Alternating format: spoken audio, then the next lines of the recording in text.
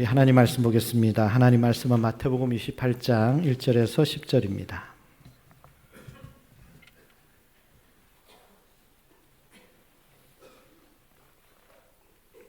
마태복음 28장 1절에서 10절입니다. 우리 한 절씩 교독하면서 읽겠습니다. 안식일이 다 지나고 안식 후 첫날이 되려는 새벽에 막달라 마리아와 다른 마리아가 무덤을 보려고 갔더니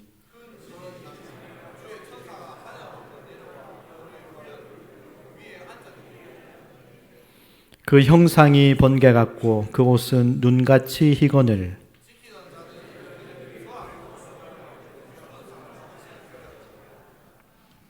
천사가 여자들에게 말하여 이르되 너희는 무서워하지 말라. 십자가에 못 박히신 예수를 너희가 찾는 줄을 내가 아노라.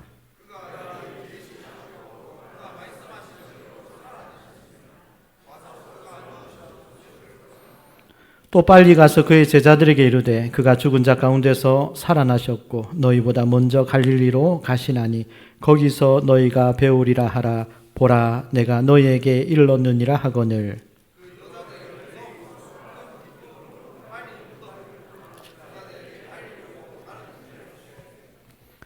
예수께서 그들을 만나 이르시되 평안하냐 하시거늘 여자들이 나아가 그의 발을 붙잡고 경배하니 이에 예수께서 이르시되 무서워하지 말라. 가서 내 형제들에게 갈릴리로 가라 하라.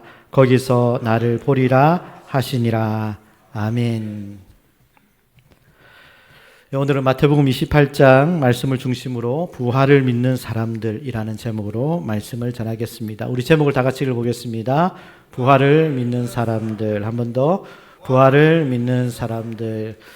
이 시간은 지난 1년 전에 또 안식년으로 또 우리와 함께 1년 동안 또 교회에서 함께 행복하게 또 봉사하고 섬기고 신앙생활 잘 우리 하셨던 김중원 선교사님께서 이번 주에 이제 다시 또 선교지로 나가십니다. 이번에 나가는 선교지는 남미 쿠바, 쿠바 아주 사실은 위험한 곳인데 또 하나님의 부르심 보내심을 받아 우리 쿠바로 선교지 나가는데 우리 선교사님 무엇보다 하나님께서 안전하고 건강하게 지키시고 그 쿠바에 생명의 빛을 비추시고 예수님의 복음 잘 전하고 건강하게 돌아오세요. 그런 마음으로 잠깐 자리에서 일어나실까요? 우리 크게 박수로 우리 격려하겠습니다. 잘 다녀오십시오. 네, 고맙습니다. 자, 부활절 아침, 2000년 전 부활절 아침에 그 당시 사람들이 만나는 사람들에게 했던 인사말이 있습니다. 만나는 사람들에게 이렇게 말했습니다. 주님이 부활하셨습니다. 주님이 부활하셨습니다. 여러분 이 시간 옆에 분들하고 이렇게 인사하겠습니다. 주님이 부활하셨습니다. 주님이 부활하셨습니다. 주님이 부활하셨습니다. 1년에 한 번씩 지키는 교회 절기들이 있습니다. 그 절기들 중에 가장 중요하고 큰 절기가 있다면 바로 부활절입니다. 왜냐하면 우리 기독교는 부활신앙 위에 서 있기 때문입니다. 만약 예수님의 부활이 없었다면 기독교도 교회도 우리도 존재할 수 없을 것입니다. 부활을 믿기 때문에 우리는 이 땅을 살아갈 이유가 있고 부활을 믿기 때문에 우리의 삶에 의미가 있게 된 것입니다. 그런데 우리가 만약 교회를 다니면서도 부활을 믿지 못한다면 여전히 세상에서 주는 두려움과 염려 그리고 탐욕 가운데 살아가게 될 것이고 이런 사람이 어떻게 예수님을 믿는다라고 말할 수 있을까요? 예수님께서는 사망 권세 이기시고 정말 부활하셨습니다. 예수님의 부활을 믿는다면 우리의 삶은 어떻게 바뀌어야 할까요? 이것은 오늘 우리가 부활의 아침에 물어야 하는 질문입니다. 예수님께서 십자가에서 죽으시고 제자들은 절망감에 빠져서 뿔뿔이 다 흩어졌습니다. 베드로를 위시해서 모든 제자들이 다시 다 옛날로 돌아갔습니다. 그 중에 몇몇 여인들이 슬픔을 가지고 예수님 시신에 향료라도 발라드려야지 하는 마음으로 예수님 무덤을 찾아갔습니다. 그때가 새벽이었어요. 그런데 전혀 생각지도 못했던 정말 깜짝 놀랄 사실을 경험하게 됩니다. 다시 살아나신 예수님을 만난 것입니다. 예수님이 다시 살아나셨다는 겁니다.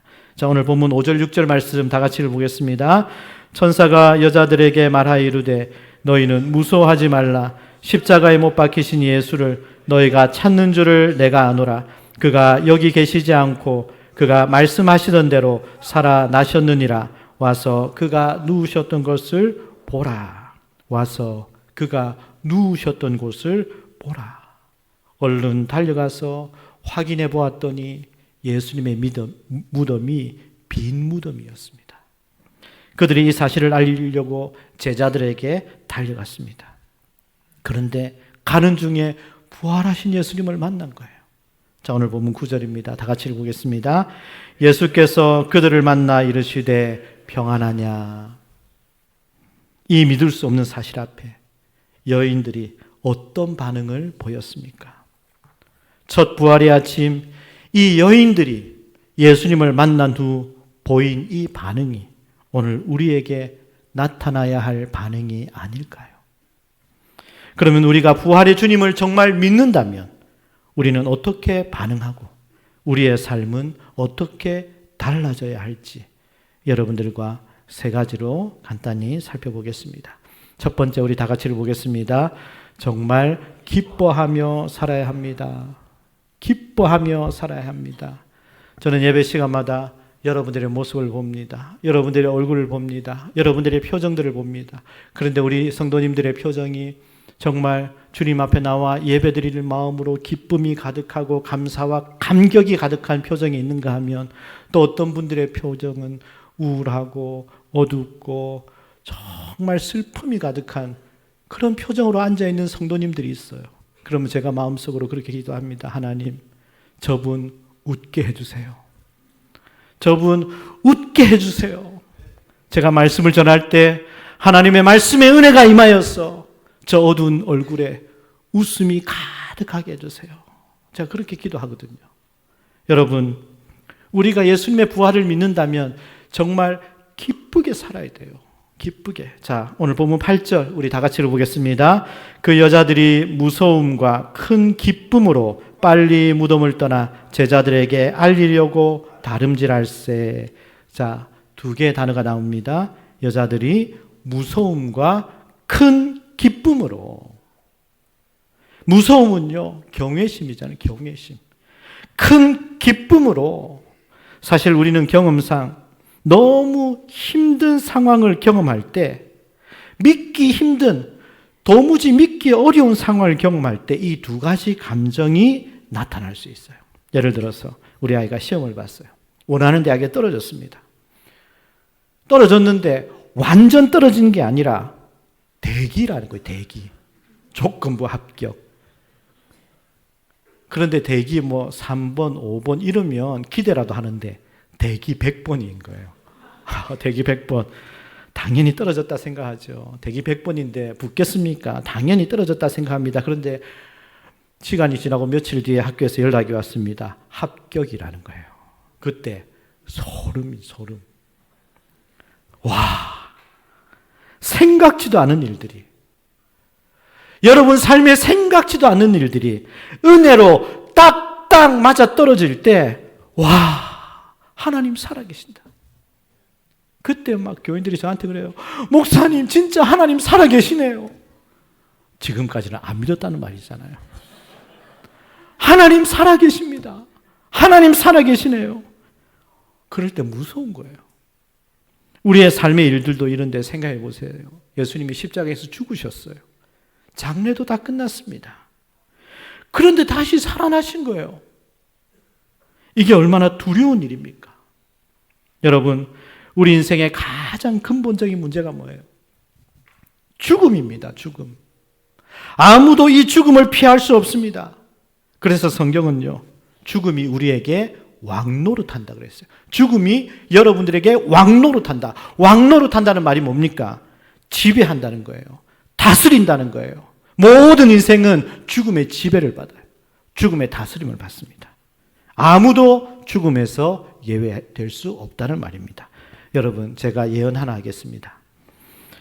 여러분 모르셨죠? 저 예언하는 거. 저 예언할 수 있습니다. 제가 예언할게요. 잘 들어보세요.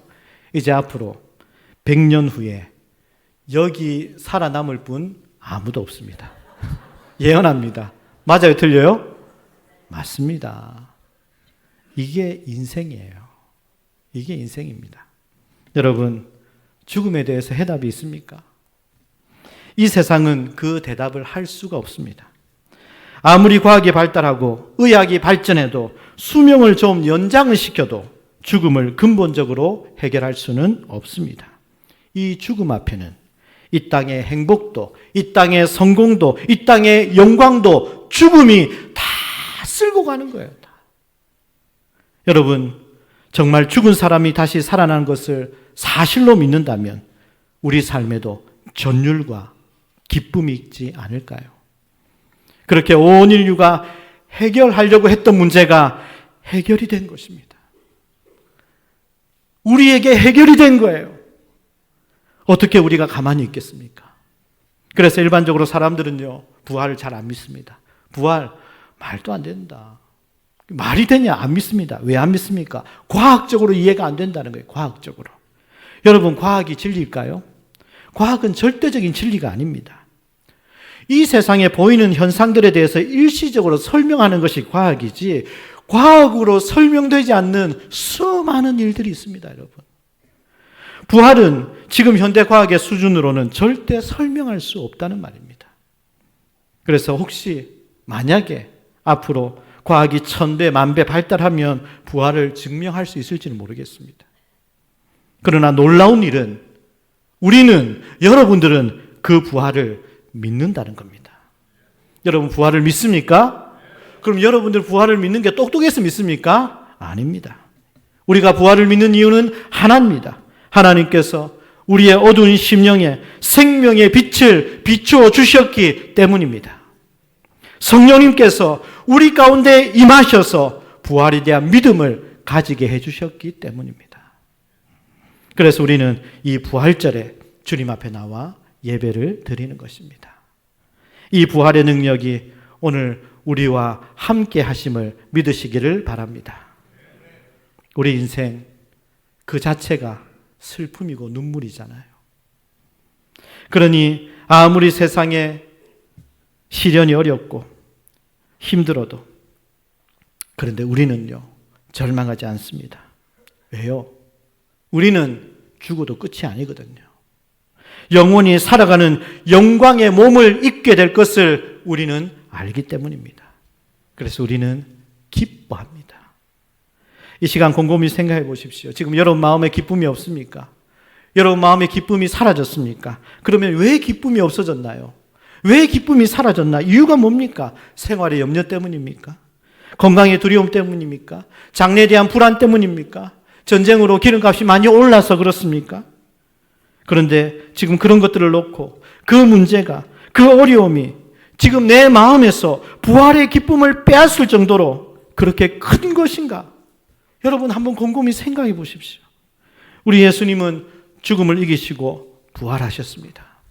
이 부활의 능력 앞에 우리 현실의 모든 문제는 아무것도 아닌 것입니다. 부활의 주님께서 지금 여러분들과 함께 계십니다. 여러분, 이 부활의 기쁨을 누리시기를 축복합니다. 부활을 믿는 사람들은 어떻게 살아야 할까요? 우리 두 번째 다 같이 읽어보겠습니다. 예수님을 나의 하나님으로 섬기며 살아야 합니다. 예수님을 나의 하나님으로 섬기며 살아야 됩니다. 자, 오늘 9절입니다. 다 같이 읽어보겠습니다. 예수께서 그들을 만나 이르시되 평안하냐 하시거늘 여자들이 나아가 그 발을 붙잡고 경배하니, 천사들로부터 부활의 메시지를 듣고 다시 사신 예수님을 길에서 만났습니다. 얼마나 놀랐을까요? 상상도 못할 일을 경험한 거예요. 그 예수님을 보자마자 여인들은 바로 엎드러졌습니다. 그리고 주님의 발을 잡았어요. 그리고 주님께 경배했습니다. 왜요? 죽음을 이기신 분이라면 그분은 분명 하나님이시기 때문입니다. 아무리 과학이 발달해도 우리 인류는 영원히 해결하지 못할 숙제가 있습니다. 그것은 바로 죽음의 문제입니다. 지금까지 모든 인간들은 죽음의 문턱 앞에서 모두가 무릎을 꿇었습니다. 김성화 목사님이란 분이 있습니다. 이분은 원래 불교의 부흥을 꿈꾸던 불교를 믿는 학생이었습니다. 그런데 어느 날 불교 종단 내 갈등으로 거기에 연루가 되어서 억울하게 감옥에 들어가게 되었습니다. 감옥에 들어갔는데 매일매일 교도관이 성경책을 집어넣어 주는 거예요. 그러니까 이분이 화가 났습니다.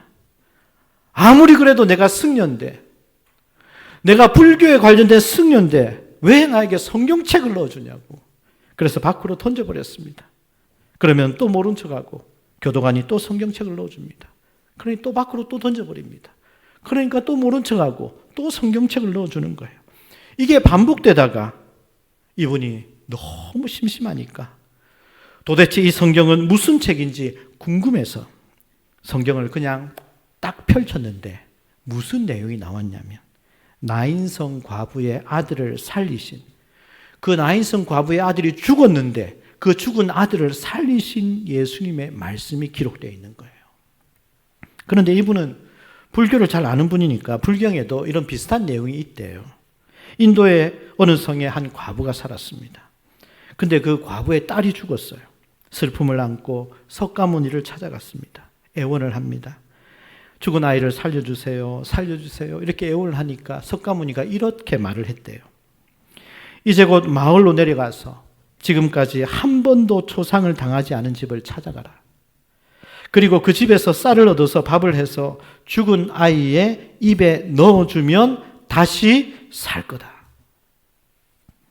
희망적인 말을 들었습니다. 와, 그 집을 찾는다면 내가 우리 아이를 다시 살릴 수 있구나. 이 여인은 하루 종일 한 번도 상을 당한 적이 없는 집을 찾습니다. 그런데 그런 집은 없는 거잖아요. 해질녘에 지친 몸을 이끌고 석가모니에게 다시 옵니다. 선생님, 상을 당하지 않은 집을 찾을 수가 없습니다. 그랬더니 석가모니가 이렇게 대답했답니다. 생자필사. 사람은 한 번 태어나면 반드시 죽으니까 너무 슬퍼하지 마라. 여러분, 이 석가모니의 말은 맞는 말입니다. 사람은 태어나면 반드시 죽습니다. 그런데 이분이 성경을 보는데 이 성경에는 도대체 예수님이 누구신데 어떻게 죽은 아이를 다시 살리실 수 있는가? 이거 완전 거짓말이네. 이때부터 이분이 성경책을 파기 시작합니다. 성경책을 계속 읽기 시작합니다. 어떻게 되었을까요? 성경을 읽으면서, 말씀을 읽으면서 예수님을 만났습니다. 예수님을 믿게 되었습니다. 그래서 이분이 목사님이 된 거예요. 그 이후 이분은 아예 스님만 찾아다니면서 전도한다고 합니다. 자기도 그랬으니까. 예수님이 죽은 아이를 살리셨습니다. 예수님이 죽으셨는데 부활하셨습니다. 그렇다면 도대체 이 예수님이 누구세요? 둘 중 하나입니다. 종교를 빙자한 시대 사기꾼이든지 아니면 진짜 죽음을 정복하신 하나님의 아들이시든지 둘 중 하나예요. 그러면 이 예수님에 대한 우리의 태도도 둘 중 하나입니다. 예수님에게 이 사기꾼아! 그분에게 침뱉고 돌아서든지 아니면 그분의 발을 붙들고 그분을 예배하고 경배하든지 여러분들은 어느 쪽입니까? 성경을 보십시오. 복음서의 수많은 말씀들을 보십시오. 그 말씀들이 정말 시대 사기꾼의 머리에서 나온 말인지 한번 생각해 보십시오.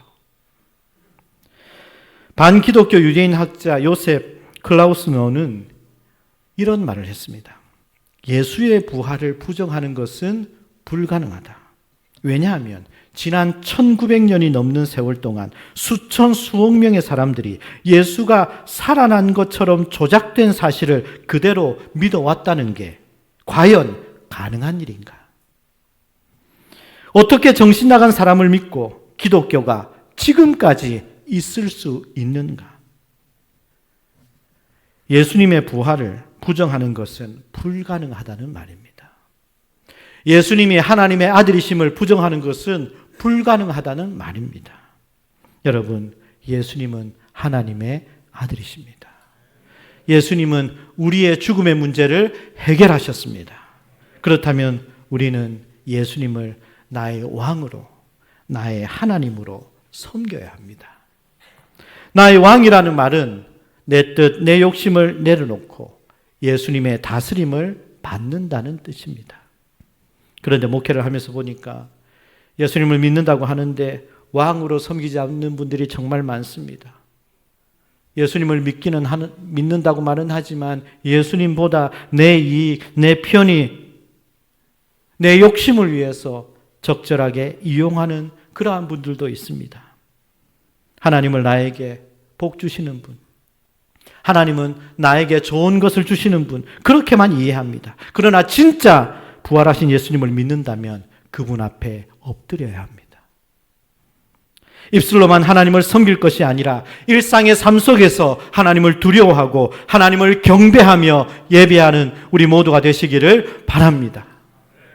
내 마음에 예수님보다 더 사랑하는 것이 있다면 회개하시고 오직 예수님만 나의 주님으로 섬기는 우리 모두가 되시기를 주님의 이름으로 축복합니다.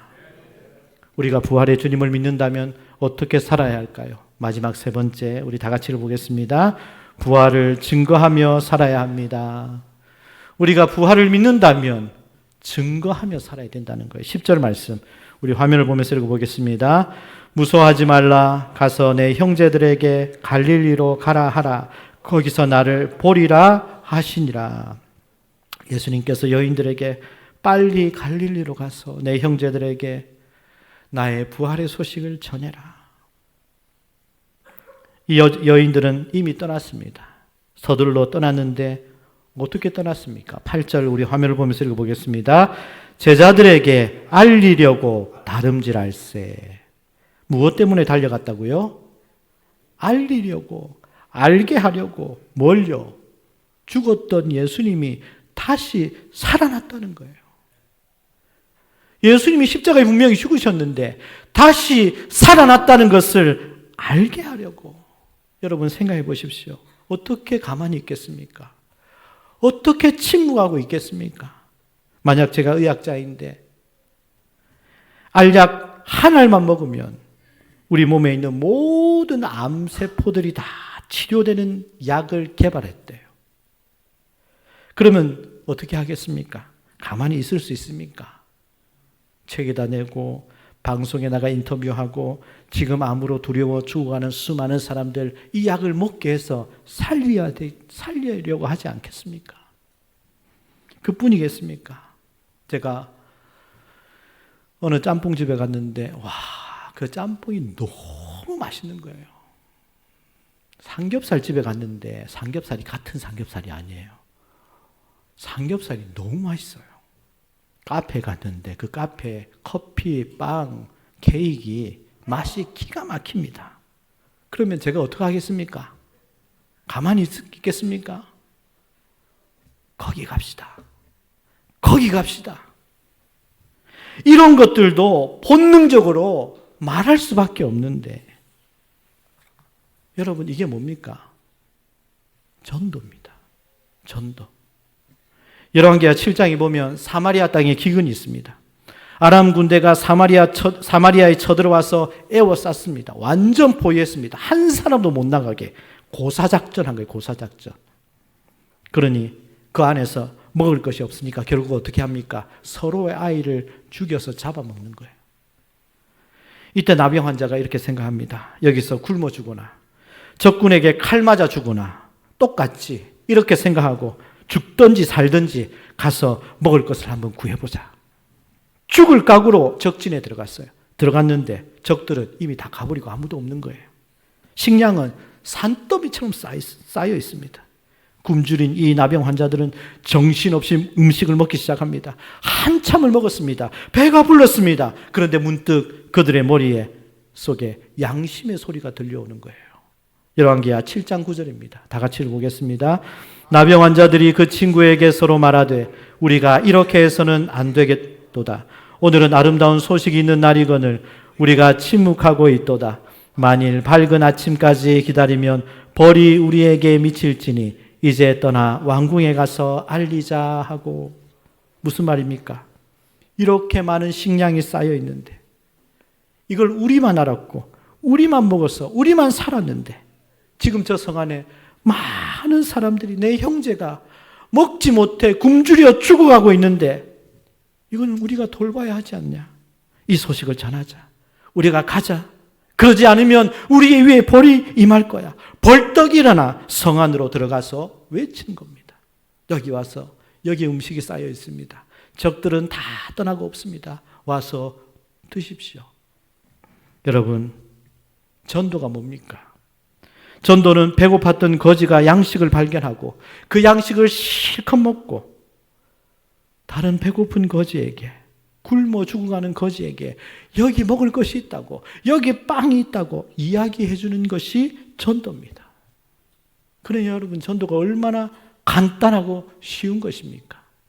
목이 말라 죽어가는 사람이 생수를 발견하고 목을 적신 후에 물이 없어 목말라 죽어가는 사람들에게 여기 오세요. 여기 오면 물이 있습니다. 여기 오면 생수가 있습니다. 이거 먹고 사십시오. 이야기해 주는 것, 그것이 바로 전도입니다.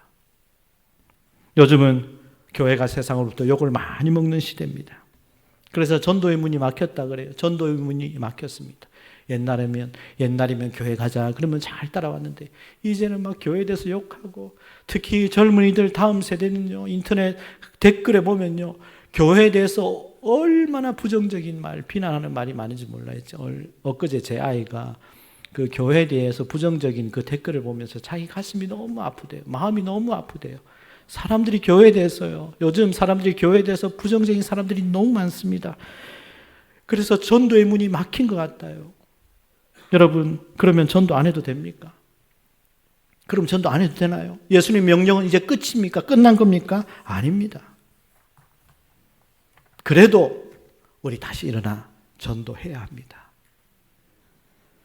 왜냐하면 우리가 사는 길은 예수님밖에 없기 때문입니다. 예수님 말고 다른 길이 있나요? 예수님 말고 다른 방법이 있나요? 없습니다. 먼저 우리는 우리의 삶으로 전도해야 됩니다. 한국교회가 욕을 먹고 한국교회가 비판을 받는 이유는 입으로는, 말로는 예수 하지만 그 삶이 달랐기 때문이죠. 우리는 부활을 믿는 사람입니다. 우리 안에, 여러분들 안에 예수님의 생명이 있습니다. 어떻게 해야 할까요? 간단합니다. 자신들에게 먼저 물어보십시오. 세상 사람들이, 안 믿는 사람들이 나 자신을 볼 때 나도 저 사람처럼 예수 믿고 싶다, 이래 하지 않을까요? 여러분, 그렇게 살고 있습니까? 사람들이 너를 보니까, 시온중앙교회를 보니까 나도 예수 믿어야 되겠다, 그렇게 돼야 되지 않겠습니까? 혹시 우리의 모습, 우리의 삶을 보고 혐오하지는 않을까요? 우리가 더 친절하고, 우리가 더 용납하고, 우리가 더 많이 베풀고, 우리가 더 너그러워야 하는 이유는 저들로 예수님을 믿도록 하기 위함입니다. 우리는 부활을 믿는데 왜 그렇게 짜증냅니까? 우리는 부활을 믿는데 왜 그렇게 불평하세요? 부활을 믿으면서 왜 그렇게 미워합니까? 제발요. 그냥 그러나 보다. 그래, 이런 사람도 있고 저런 사람도 있고. 그렇지. 그리고 우리 삽시다. 우리 다 천국 갈 건데. 우리 다 천국 갈 건데. 남의 자식 아무리 출세하고 건강하고 잘 나가도 부활을 믿지 않는다면 세상의 부귀영화 무슨 소용이 있습니까? 아무 소용 없습니다. 부활을 믿는 우리가 보여줘야 합니다. 영생이 뭔지, 기쁨이 무엇인지, 평강이 무엇인지요. 우리 입술로, 우리 삶을 통해, 우리 입술을 통해, 또 우리의 편 손길을 통해 부활의 주님을 보여줄 수 있기를 바랍니다. 예수님 안에 있는 생명, 복음, 기쁜 소식을 믿지 않는 사랑하는 사람들에게 여러분 참지 않고 끝까지 전하는 우리 모두가 되시기를 주님의 이름으로 축복합니다. 말씀을 정리하겠습니다. 사도행전 12장을 보면 헤롯 왕이 교회를 말살하려고 지도자 베드로를 잡아서 감옥에 가둡니다. 그리고 그 다음 날 베드로를 죽이려고 하잖아요. 베드로도 이 사실을 알고 있었어요. 내가 다음 날 내가 내일이면 죽게 되겠구나, 며칠 뒤면 죽게 되겠구나 알았습니다. 그런데 베드로 감옥에서 뭐 했습니까? 잠잤어요. 내일 죽을 건데 푹 잤습니다. 깊이 잠들었습니다. 여러분, 이게 말이 됩니까? 내일 죽을 건데 어떻게 전날 밤에 잠을 잘 수가 있습니까? 이게 쉬운 일입니까? 우리는요, 어떻습니까? 내일 죽을 일도 아닌데 우리는 조그만 일들로 잠을 자지 못한다는 겁니다. 기분 나쁜 한마디 말 들었다고, 기분 나쁘게 하는 문자 하나 받았다고 밤새도록 잠 못 자고 있지 않습니까? 베드로는요, 죽는 전날 밤 잠을 잤어요. 도대체 이 평안은 어디에서 온 것입니까? 바로 믿음이 주는 평안이죠. 어떤 믿음요? 부활에 대한 믿음요. 베드로는 자신이 부활할 것이라는 사실을 100% 믿었습니다. 왜냐하면 베드로는 예수님이 십자가에서 죽으시는 것을 똑똑히 두 눈으로 봤거든요. 그리고 베드로는 또 부활하신 예수님을 두 눈으로 똑똑히 보았거든요. 그러니 베드로는 부활하신 주님, 예수님께서 부활하셨다는 사실이 너무나도 확실하고 당연한 거였습니다. 그러니 죽음이라는 것에 대해서 베드로는 단순해졌습니다. 죽었다? 그러면 부활한다. 예수님 안에서 죽었다? 그러면 다시 살아난다. 이 단순한 생각이 있었기 때문에 잠을 편하게 푹 깊이 잤습니다. 내일 아침에 날 죽인다고? 다시 부활할 건데. 감옥 안에 베드로의 관심은 죽음이 아니라 죽음 뒤에 부활에 대한 믿음이었습니다. 그 믿음이 죽음을 앞둔 베드로에게 평안을 준 것입니다. 여러분, 예수님께서 부활하셨습니다.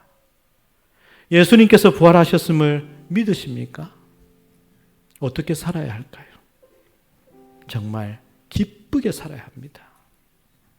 슬픔이 떠나지 않는 우리 인생, 고통과 염려와 걱정이 가득한 우리 현실이지만, 그러나 우리가 부활을 믿는다면 우리는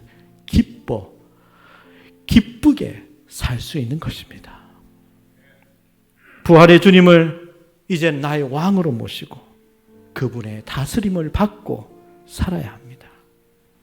그리고 내가 만난 사람들에게, 예수님을 믿지 않는 사랑하는 이웃들에게 내 입술을 통해, 내 삶을 통해 예수님 부활하셨다고, 부활하신 주님을 믿음으로 우리가, 여러분들도 살게 될 거라고 전해야 합니다.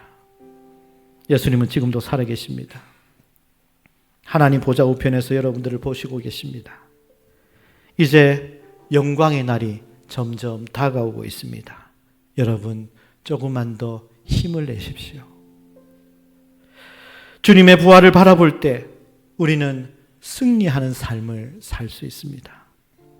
이런 부활의 은혜가 우리 모두에게 있기를 주님의 이름으로 축원합니다.